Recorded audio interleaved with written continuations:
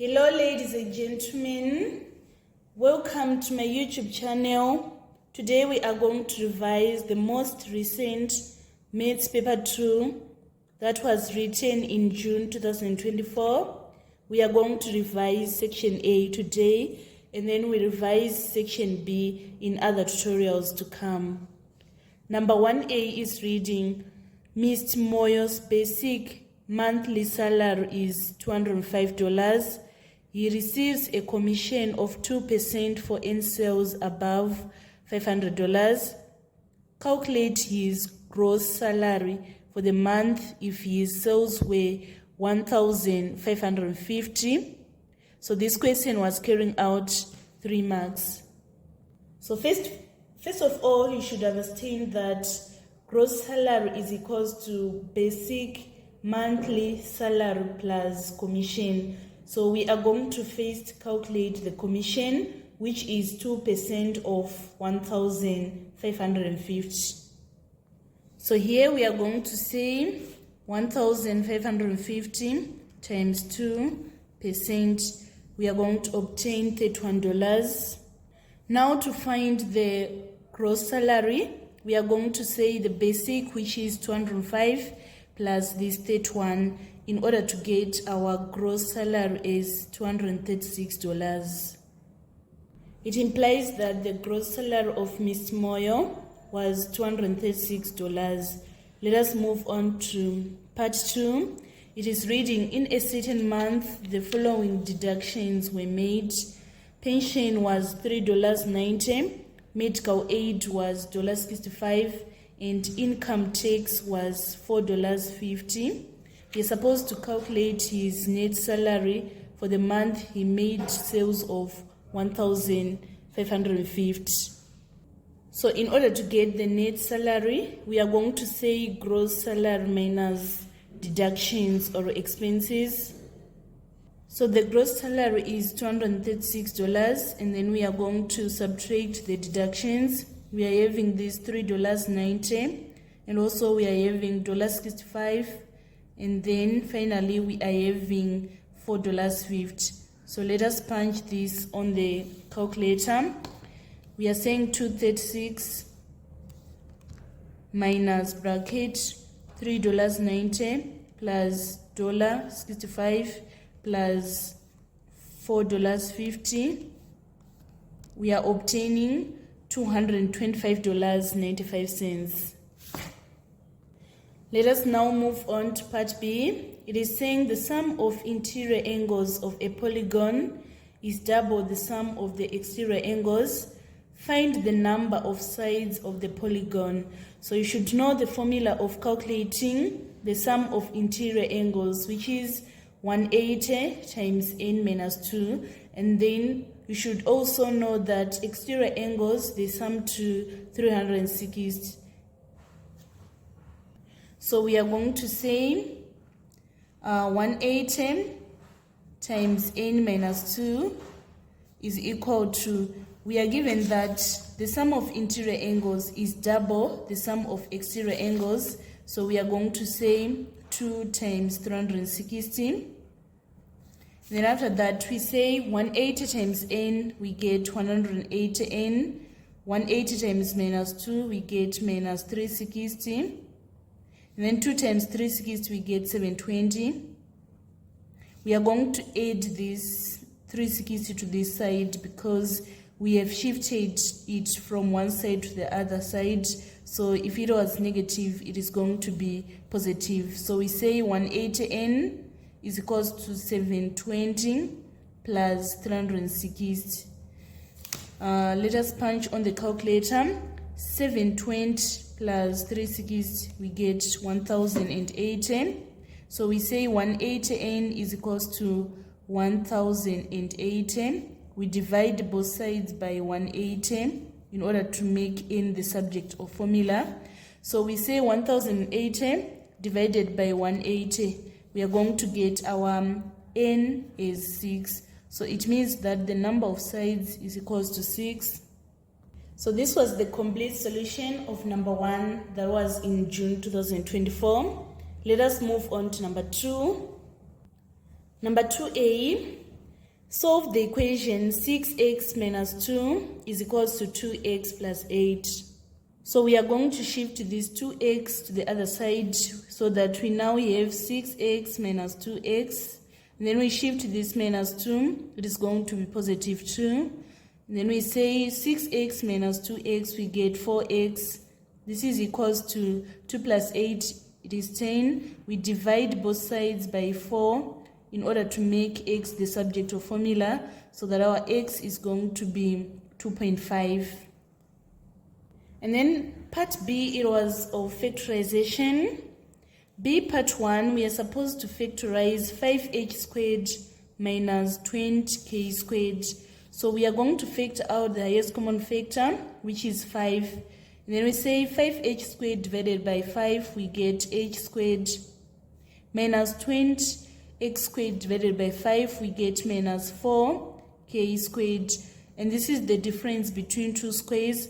It can be factorized further, so that we now have 5 bracket h minus 2k, h plus 2k. This is going to be our final answer. Let us now move on to part 2. We want to factorize 2mp minus m minus 6np plus 3n. So here we are going to factorize in group. For the first two, the highest common factor is m. We factor it out so that we now have 2p minus 1. And then on this side, the highest common factor is 3n. We factor it out. And then we say minus 6np divided by minus 3n, we get 2p. 3n divided by negative 3n, we get minus 1. So it means that our final answer is going to be 2p minus 1 times m minus 3n. And then part C is saying express 3 over x minus y minus 2 over x plus y as a single fraction in its simplest form, 3 marks. So we just solve the way we solve the normal fraction. We need to find the lowest common multiple of the denominators. It is going to be x minus y times x plus y. And then we say x minus y into this expression. We are going to get x plus y. And then x plus y in this expression, we are going to get x minus y. Then we need to simplify our numerator. 3 times x, 3x plus 3y minus 2x plus 2y. This is all over x minus y times x plus y. And then we need to simplify the numerator. 3x minus 2x, we get x. 3y plus 2y, we get 5y. This is all over x minus y times x plus y. This is going to be our final answer. This is the complete solution of number 2 that was in June 2024. Let us move on to number 3. Number 3A, Ms. Tiduve had an appointment with a doctor at 2 o'clock. Ms. Tiduve arrived 14 minutes earlier and the doctor was 15 minutes late. Find how long Ms. Tiduve had to wait before the doctor arrived. So we are just going to say 14 plus 15 in order to get 29 minutes. Another way of working it out is of saying time Ms. Tiduve waits is equals to doctor's arrival minus Ms. Tiduve's arrival. So doctor arrived at 14:15. Ms. Tiduve arrived at 13:46. So we say 14:15 minus 13:46. We borrow an hour here so that we are going to remain with 13, because if we say 15 minus 46, it can't. We are going to add that 1 hour here so that we are now having 75 minus 46, which is equals to 29 minutes. And then if we say 13 minus 13, we get 0. So it means that our answer is going to be 29 minutes. And then part B is saying find the difference between 4 weeks 3 days and 2 weeks 5 days, giving the answer in weeks and days. So if we say 2 days minus 5 days, it can't, so we need to borrow a week here. We are going to remain with 3 weeks. And then we add that week here, we convert it into days, so that we are going to add 7 days. And then we say 2 plus 7, 9. 9 minus 5, we get 4. And then 3 minus 2, we get 1. So the answer is going to be 1 week, 4 days. Then part C is saying Mary cycles to and from a school 5 times. The school is 5 kilometers away to the nearest kilometer. Calculate the smallest possible distance she cycles. So what we are going to do here, we first need to find the least possible distance between school and home. It is going to be 4.5 kilometers, because if we round 4.5 kilometers correct to the nearest kilometer, we are going to have 5 kilometers. Now to find the smallest possible distance she cycles, we are going to say 4.5 times 5, which is equals to 22.5 kilometers. And then part D is saying the population of town A is 4.52 times 10 to the power of 7, and that of town B is 8.7 times 10 to the power of 6. And then part 1 is saying calculate the difference between the populations of town A and town B, giving the answer in standard form. So the highest is the one with highest power, which is 4.52 times 10 to the power of 7. So we are going to say 4.52 times 10 to the power of 7 minus 8.7 times 10 to the power of 6. So here we need to factor out the highest common factor, which is 10 to the power of 6. Here we are going to have 4.52 times 10 to the power of 1 minus 8.7. And then the next step, if we say 4.52 times 10 to the power of 1, we are going to have 45.2. So we say 10.6 times 45.2 minus 8.7. We need to punch this on the calculator. If we say 45.2 minus 8.7, we are getting 36.5. And then we say 10 to the power of 6 times 36.5. We need to write in standard form, so you should understand that the standard form, they range from 1 to 9. So we need to convert this 36.5 to be in standard form. It is going to be 3.65 times 10 to the power of 1, and then we multiply by this 10 to the power of 6, so that our final answer is going to be 3.65 times 10 to the power of 7. And then finally on number 3, it is given that 40% of the population of town B are adults. Calculate the number of adults in town B, giving your answer in ordinary form. So to get all the marks, avoid just punching on the calculator. You should show all the working. So 40% as a decimal is 0.4. So we are saying 0.4 times 8.7 times 10 to the power of 6. We need to convert this 0.4 to be in standard form. It is going to be 4 times 10 to the power of -1, and then we multiply by 8.7 times 10 to the power of 6. When multiplying the numbers in standard form, we multiply the numbers on their own and the powers on their own. So we say 8.7 times 4 and then times 10. If we are multiplying, we add the powers. It is going to be -1 plus 6. And then let us punch on the calculator. 8.7 times 4, we are getting 34.8.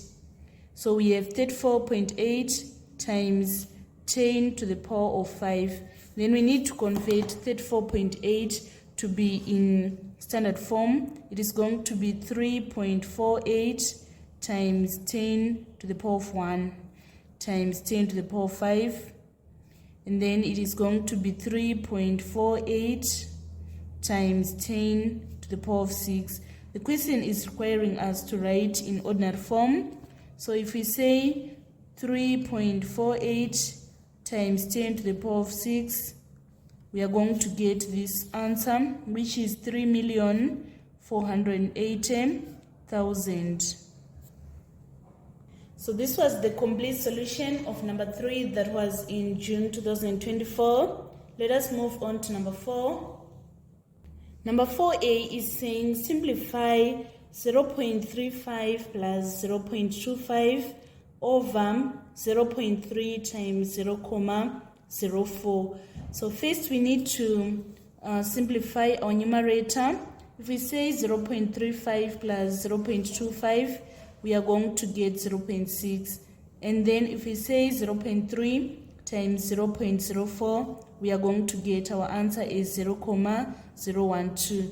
And then after that we say 0.6 times 0.6 divided by 0.012, we are going to get our final answer is 50. And then part B is saying 43 base 5 plus 1001 base 2, giving the answer in base 2. So first step is we need to convert this 43 base 5 to base 10. We are going to expand in powers of 5. So here we are going to fit in our value, which is 43. Then we say 5 to the power of 1 is 5 times 4, we get 20. Plus 3, we get 23 base 10. And then after that, we need to convert 23 base 10 to base 2. So we say 2 into 2, 1. 2 into 3, it is 1. Remainder 1. 2 into 11, it is 5. Remainder 1. 2 into 5, we get 2. Remainder 1. And then 2 into 2, we get 1. Remainder 0. And then 2 into 1, we get 0. Remainder 1. So we are going to write our answer coming down, going upwards, so that we are going to have 10,111 base 2. Then after this, we say 10,111 base 2 plus 1,001 base 2. So here we say 1 plus 1, we get 2. 2 divided by 2, it is 1, remainder 0. 1 plus 1, we get 2. 2 divided by 2, it is 1, remainder 0. 1 plus 1, 2. 2 divided by 2, it is 1, remainder 0. 1 plus 1, 2. 2 divided by 2, it is 1, remainder 0. 1 plus 1, we get 2. 2 divided by 2, it is 1, remainder 0. And then 1 plus 0, we get 1. So our final answer is going to be 100,000 base 2. Let us move on to part C. A rectangular garden measures 15 meters by 12 meters to the nearest meter. Calculate the least possible area of the garden. So we need to find the least possible length. It is going to be 14.5. The least possible width, it is going to be 11.5. And then to find the least possible area, we are going to say 14.5 times 11.5. Let us punch on the calculator. 14.5 times 11.5. We are getting 166.75 square meters. And then part G, it was a question on standard form again. It is saying given that A is equals to 3.12 times 10 to the power of negative 3 and B is equals to 4.5 times 10 to the power of negative 4, find, giving the answer in standard form, the value of A plus B and AB. Here I'm going to use another method. It is of first converting from standard form to ordinary form. We add in ordinary form and then finally we convert back to standard form. So here 3.12 times 10 to the power of negative 3, it implies that it is going to have 3 zeros. So we say 0,00312. And then 4.5 times 10 to the power of minus 4, it implies that it is going to have 4 zeros. So we say 0,000, and we write our 4, 5 here. 2 plus 5, 7. 1 plus 4, 5. 3 plus 0, 3. Here we write our zeros. And then we need to write this in standard form. It is going to be 3.57 times 10 to the power of negative 3. We count the number of zeros. We are having 3. We only do this if it is a small number which is raised to the power of negative. Or we can use that method of saying 1 step, 2 steps, 3 steps for us to reach the standard form value. So our answer is going to be 3.57 times 10 to the power of negative 3. And then the next part, we are supposed to multiply 3.12 times 10 to the power of negative 3 times 4.5 times 10 to the power of negative 4. So we are going to multiply the numbers on their own. That is 3.12 times 4.5, and then the powers on their own, 10 to the power of minus 3. If we are multiplying, we add, so we say plus minus 4. And then let us punch on the calculator. 3.12 times 4.5, we are getting 14.04 times 10 to the power of negative 7. And then we need to write this in standard form. It is going to be 1.404 times 10 to the power of positive 1 times 10 to the power of negative 7, which is equals to 1.404 times 10 to the power of 1 minus 7. We are going to get minus 6. This is going to be our final answer. This was the complete solution of number 4 that was in June 2024. Let us now move on to the final question, which was on locus and construction. Answer the whole of this question on a sheet of plain paper. Use ruler and compasses only for all constructions and show all construction lines and arcs. On a single diagram, construct 1. A quadrilateral ABCD with AD parallel to BC. AB is equals to 8 centimeters, BC is equals to 10 centimeters, ABC is 90 degrees, and BCD is equals to 60 degrees, 5 marks. So for me to have this angle ABC is 90 degrees, it implies that A is supposed to be on the top, B at the bottom, and C at the other side. So first I'm going to measure BC, which is 10 centimeters. So the first step is of using my ruler. I need to open my canvas to be 10 centimeters wide. So it means that it is from this point to reach this point. And then after that, I'm going to draw some arcs. So from this point, I'm going to draw an arc. And then from this point, I'm going to construct another arc. I'm going to join these two arcs.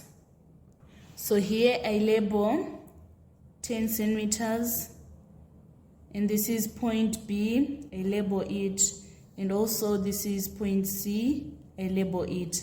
And then the next step, I want to construct 90 degrees from point B. So to construct 90 degrees from this point, I construct an arc like this. And then after that, from this point, I construct another arc like this. And then from this point, I construct another arc like this. I construct two further arcs like this. and also from this point another arc.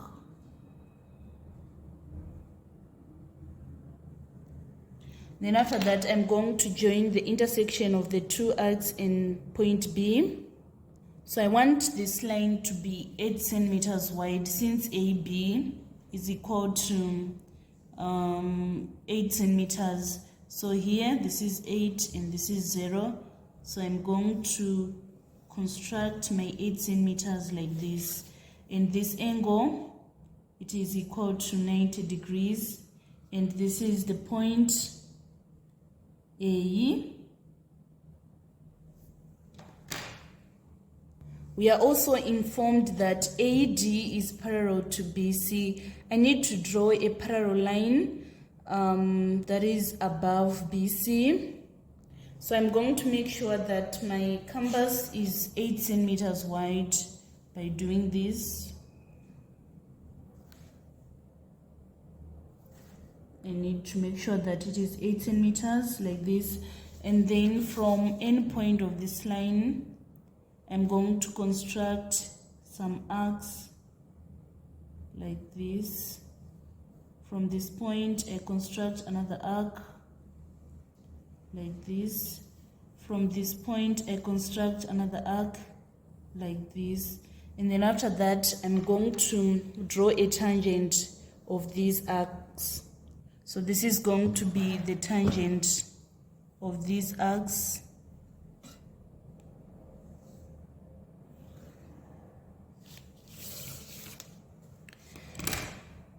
So right now I want to construct ABC, which is 60 degrees. The 60 degrees is going to be inside of the quadrilateral. So from point C, I'm going to construct an arc like this. And then from this point, I construct another arc like this. And then after that, I'm going to join C in the intersection of the two arcs till it reaches this line. So this is how I'm going to join. From this point, I join till it reaches the parallel line that is above. So it implies that this point is going to be point D, where the 60 degrees line is meeting the parallel line again. By doing this, we have constructed quadrilateral ABCD. So this is how you obtain the first 5 marks. On part 2, we are supposed to construct the locus of points equidistant from A and B. We are going to construct a perpendicular bisector of line AB. So this is our line AB. We are going to open our canvas and make sure that it is more than half of the line, like this. And then from point B, we are going to construct an arc like this, and also an arc here. And then from point A, we are going to construct an arc like this, and also here an arc like this. We need to extend this arc so that they meet like this. And then after that, we are going to join the intersection of the two arcs by doing this.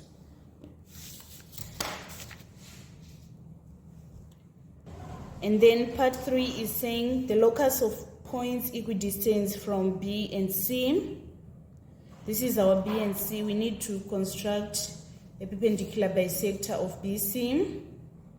We are going to open our canvas and make sure that it is more than half wide, like this. And then from point C, we construct an arc at the top and also at the bottom. And then from point B, we construct an arc like this and also like this. And then after that, we are going to join the intersection of the two arcs, like this. Let us move on to B part 1. It is saying mark and label point P, which is equidistant from A and B, and also equidistant from B and C. So we are going to label this part P when the two bisectors are meeting. So we label here that this is the point P. This is the point P. And then part 2 is saying construct a circle passing through A, B, and C. So when constructing a circle touching 3 points, we need to join up the points to form 2 lines, which we already done. And then we construct 2 perpendicular bisectors, which was already done. And then where they cross, it is going to be the center of circle. So this is going to be the center of circle. And then after that, we are going to place canvas on center and adjust it to reach any point and draw the circle. So here I want to adjust it so that it is going to reach point A, like this. And then after that, I'm going to construct a circle, and this is going to be my radius. So I construct like this.